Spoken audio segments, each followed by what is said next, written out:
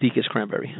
They were actually shut down by the state because of a boiler issue. We needed to get a temporary steam line, 6-inch I believe it was, somehow from the mechanical room to the temp boiler, and then resupply the steam to the building to get them up and running. And they were losing drastic amounts of money, and I believe it was right at their peak time of year for cranberries. They already had loads delivered of cranberries that were sitting there ready to be processed, and they couldn't do anything. We sent our crew there to get started right away, trying to determine what the fastest way to get the line run for a route, and we actually determined that instead of trying to run through the facility, it was going to be quicker if we actually just went through the roof from the existing boiler room and got a crane involved and fabricated everything in our shop over the weekend,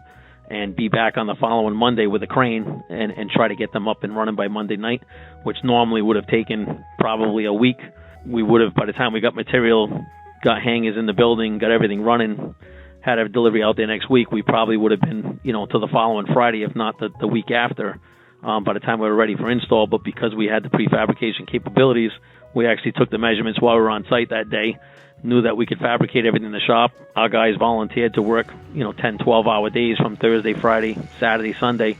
have everything fabricated and loaded, ready to go Monday morning. We were lucky enough to find a crane operator with a big enough crane that was able to get it out there on that Monday morning for us, and we completed the install, and I believe the temp boiler was up and running by 6 or 7 o'clock that night. But it was real cold at the time, and that whole Monday rained, so the guys were exposed to the elements outside for the whole install, and we were thanked multiple times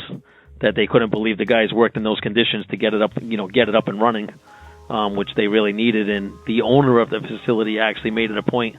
to come down, I believe, to our office that following Friday and brought a nice basket of different types of cranberries with a nice letter of thanking Piping Systems for everything they did to get their facility up and running.